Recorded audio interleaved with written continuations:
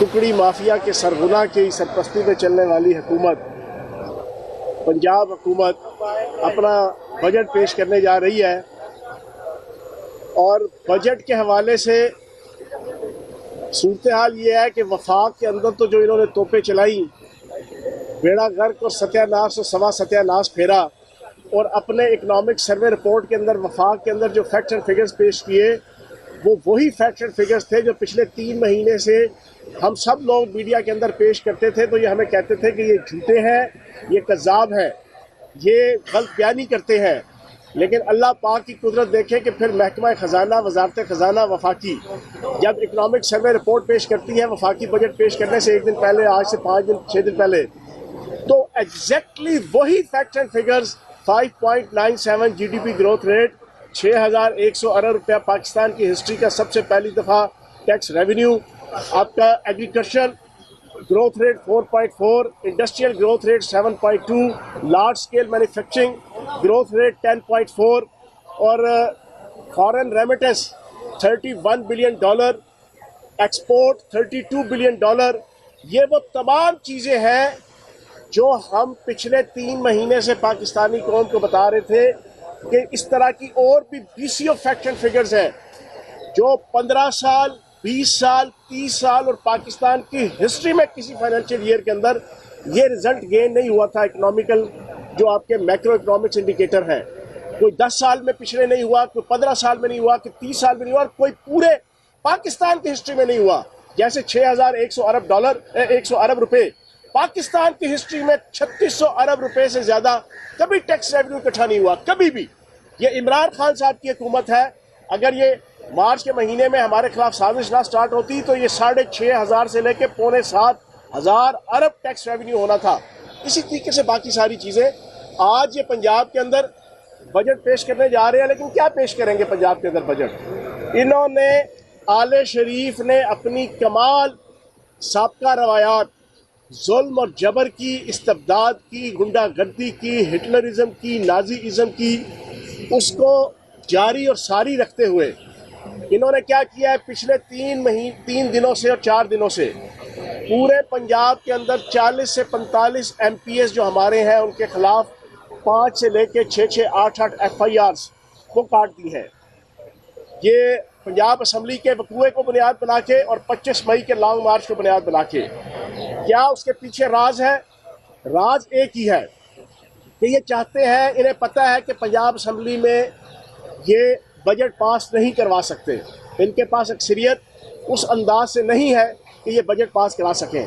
इन्होंने फिर उसका दूसरा हल निकाला कि हमारी अपोजिशन जो है, जो PTI है, उसके MPs को गिरफ्तार किया जाए, उन्हें पाबंद सलासिल किया जाए और इस अंदाज से हम कोई 5, 10, 15, 20, 25, 30 जनाब MPs की गैर हाजिरी करवा के अपना बजट पास करवा लेंगे। और दूसरा जो इसके पीछे उनकी इंटेंशन है, वो इंटेंशन ये है कि 17 जुलाई को पूरे पंजाब के अंदर 20 सीटों के ऊपर ज़िमनी इलेक्शन हो रहा है और हर रोज़ आपको एक क्लिप जो है वो वायरल नज़र आता है कि इनका हमारा जो लोटा है वो वोट मांगने के लिए फ़ोन करता है अपने किसी अजीज़ को, तो आगे से वो जवाब दे रहा होता है कि भाईजान हम मर जाएंगे, कट जाएंगे, लेकिन हम नून लीग को वोट नहीं देंगे, हम गद्दारों को वोट नहीं देंगे, हम जनाब इम्पोर्टेड हुकूमत को वोट नहीं देंगे, हम मीर जाफ़र और मीर सादकों को वोट नहीं देंगे। अब इन हालात के अंदर इन्होंने क्या प्लान बनाया?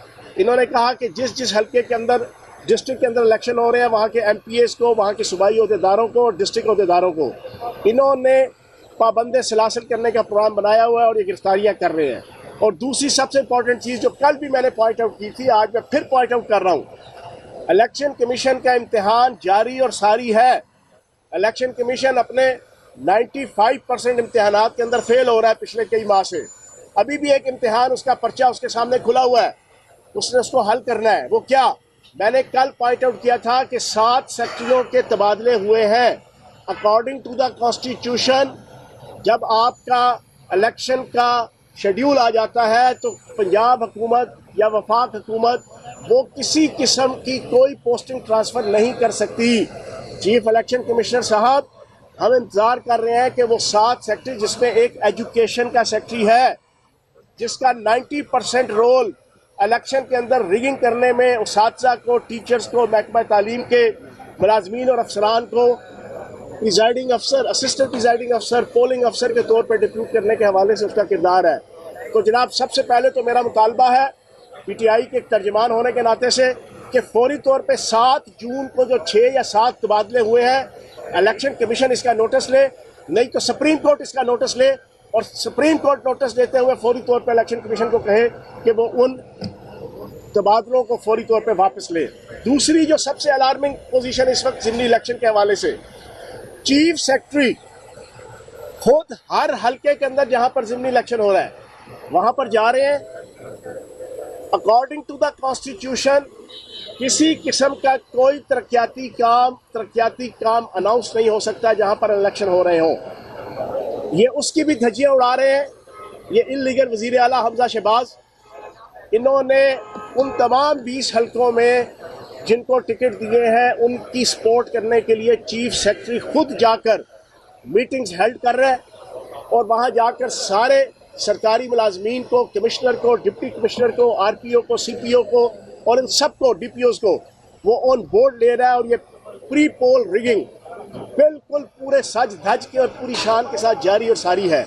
लेकिन इन सब चीज़ों के बावजूद इंशाअल्लाह 17 जुलाई को इनकी किस्मत में इनकी ज़मानतें जब्त होंगी और इनकी किस्मत में जिल्लत, रुसवाई, जगहसाई और सियासी बेहयाई के अलावा कुछ नहीं आएगा। जवान साहब, एहतजाज करेगी अपोजिशन आज ऐवान में, या के मामला तय पा गए हुकूमत के साथ? यार, हम तो इस वक्त पोजीशन में, मैं अभी जमानत कबल गिरफ्तारी करवा के आ रहा हूँ अदालत से, और हमारी जनाब तकरीबन 19 के करीब NPA कि जो इससे पहले भी 4-4, 6-6 जमानतें पिछले 20 दिनों के अंदर करवा चुके हैं मुख्तलिफ केसेस के अंदर। हम तो हालते जंग में है। हाँ, हुकूमत जो है वो हालते भंग में है। उसको इस वक्त ताकत का नशा, ताकत की भंग का नशा है, जुल्म और जबर की भंग का नशा है, इक़्तिदार की भंग का नशा है। पूरे का पूरा आले शरीफ सुलियाँ हो जान गलियाँ विच मिर्ज़ा यार नशे के मुतरादिफ जनाब, उनको तो पूरा इस वक्त भंग के नशे में है। लेकिन हम इस वक्त हालते जंग। चौहान साहब, आप ये बताइए कि आप कहते हैं कि वज़ीर पंजाब जो है वो गैर कानूनी है। आज स्पीकर पंजाब असम्बली अगर चेयर करते हैं इजलास को तो स्टैंप लगा देते हैं कि अब जो वज़ीर आला है वो बिल्कुल दुरुस्त है, तो फिर आप अदालतों में क्या जवाब देंगे कि वहाँ जाके क्या किया? देखिए, हमने आगे भी बड़ी स्टैंप लगाई है, उल्टा हमारे पे स्टैंप लगी है जरा। हिस्ट्री में कभी, दुनिया की हिस्ट्री में कभी किसी असम्बली हॉल के अंदर उस मुल्क की पुलिस दाखिल नहीं हुई। ये पूरी पाकिस्तानी कौम सुन ले, पूरी पाकिस्तानी कौम पंजाब असम्बली के बाहर खड़ा होकर कह रहा हूँ, अगर कहीं पे दाखिल हुई हो तो मुझे आके बताइएगा, मैं पूरी कौम के सामने माफ़ी मांगूंगा। हर असम्बली और सेनेट के अपने सार्जेंट एट आर्म्स होते हैं जिनकी 100% कैपेबिलिटी, कैपेसिटी और हैसियत वो पुलिस के मुताबिक के बराबर होती है। ये दुनिया की हिस्ट्री में पहली दफ़ा आले शरीफ के माथे पे कालक लगा है, उनके सीने पे ये कालक वाला जनाब दब्बा लगा है और ये तमगा लगा है कि उन्होंने अपनी क़यादत के अंदर पुलिस को दाखिल किया सैकड़ों की तादाद में, और फिर 70, 75 और 80 साल के पार्लियामेंटेरियंस, ख़वातीन पार्लियामेंटेरियंस को अपने पाँव तले रोंदा, मारा और उनके ऊपर इक़दाम कत्ल की अटेम्प्ट की, उनको छोड़ दिया गया। हमारे ऊपर दहशतगर्दी के 788 के और इक़दाम कत्ल के जनाब वो पर्चे काटे गए कि हमने बीइंग अ पार्लियामेंटेरियन हमने रास्ता रोका कि जनाब ये गैर कानूनी इक़दाम है जो पुलिस कर रही है, पुलिस को यहाँ से निकलना चाहिए। एक कानूनदान, कानून बनाने वाले की हैसियत से ये हमारा राइट था कि हम फिजिकली भी जनाब उसको रोकते। हमने रोका, हमारे ऊपर पर्चे, हम करें तो आप करें तो रासलीला, हम करें तो करैक्टर ढीला, आप करें तो सुबहान अल्लाह, हम करें तो अस्तगफिरुल्लाह, आप करें तो माशाल्लाह, हम करें तो नौज़ुबिल्लाह, आप करें तो वाह वाह, हम करें तो थू थू। ये वाला जो माहौल इन्होंने बनाया है आले शरीफ ने, हम इंशाअल्लाह पूरे ग्रेसफुली इनकी इस गुंडागर्दी और बदमाशी का सामना करेंगे। ये 307 कराएं, 324 कराएं, 302 कराएं, दहशतगर्दी का पर्चा कराएं, एक पर्चा कराएं या 100 पर्चे कराएं, हमारा एक ही नारा है कि सुलह हो कि जंग हो, इमरान खान के संग हो, सब हमें पसंद है। खून साहब, ये बताइएगा, नून लीग के जितने भी PM है, CM है, वज़ीर दाखिला, उनको कहते थे कि वो जमानतों पर है, अब आप लोग भी जमानतों पर, ये तमाम जो सीनियर लीडरशिप है PTI की जानिब से, तो क्या कहेंगे, अब कैसा लग रहा है आपको अपोजिशन में आकर? अच्छा, मैं हैरान हूँ आपके सवाल पे। माशाल्लाह आप सहाफ़ी हैं और समझदार शख्स हैं। कहाँ पे राजा भोज और कहाँ पे गंगू तेली की आप मिसाल बना रहे हैं। किधर अरबों रुपए की करप्शन के इल्ज़ाम में सिर्फ 16 अरब रुपए की करप्शन जो है ना एक रमज़ान शुगर मिल में, सिर्फ रमज़ान शुगर मिल में, और 46 अरब रुपए की जो है ना वो 3 केसेस के अंदर, कहाँ उसको और कहाँ पे सियासी मुजाहिमत और सियासी जिद्दोजहद के जो सियासतदानों के लिए तमगा बसालत और निशान हैदर होती है, आप उसको जोड़ने लगे हैं यार इस तरह से। हंगामा रही तो नहीं देख रहे, बजट पास होने देंगे, क्या कहेंगे? देखिए, हमने स्ट्रैटेजी अभी यहाँ पे बनानी है, उसमें तय ये हुआ था कि वक्त से पहले डिस्क्लोज नहीं करनी। अभी पार्लिमानी पार्टी का इजलास होगा, उसके अंदर जनाब आपके सारी स्ट्रैटेजी तय होगी और फिर जो कुछ होगा वो सबके सामने होगा। और आखिरी सवाल मोहसिन बिलाल साहब, कोई ना कोई आपके साथ हमारी हमदर्दी है, प्यार है, हाँ, मोहब्बत, शाह साहब ये बताइएगा। हाँ बिल्कुल, राहत है, चाहत है। चौहान साहब, इमरान खान साहब के शिफ्तैन खान न्यारी साहब को अपोजिशन लीडर बनाने के फैसले को किस तरह लेते हैं, और जिन्होंने आपके खिलाफ साजिश की कि ना खेलेंगे ना खेलने आगे और कितने गए? ये मोहसिन जो है ना बड़ा तेज़ आदमी है, ये हमेशा जो है ना इस किस्म का क्वेश्चन जो है ना वो रेज करता है, और हर किसी से करता है, सिर्फ मेरे से नहीं करता जो है। और बात यह है, मैं तो अभी जो है ना 1.5 घंटा मैंने नींद पूरी की है जो है ना, अदालत से आने के बाद अभी सोया, उसको सीधा आ गया। मैंने टीवी चैनल से देखे, कंफर्म है कि हो गया।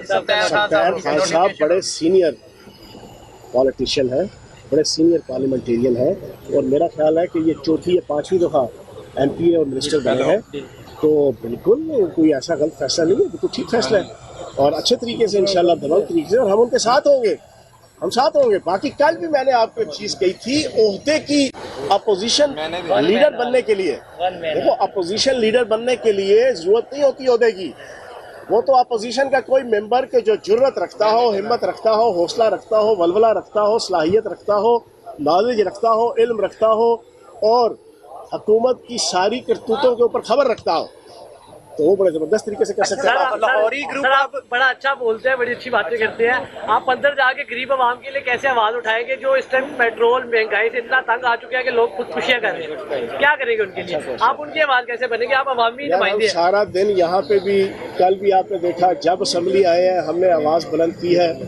और अंदर खास क्या करेंगे? इंशाल्लाह असम्बली के अंदर खड़े होके गरीब आवाम के लिए, जो रुके तो कोहे गरा थे हम, जो चले तो जहाँ से गुजर गए, रहे यार हमने कदम कदम तुझे यादगार बना दिया वाला माहौल।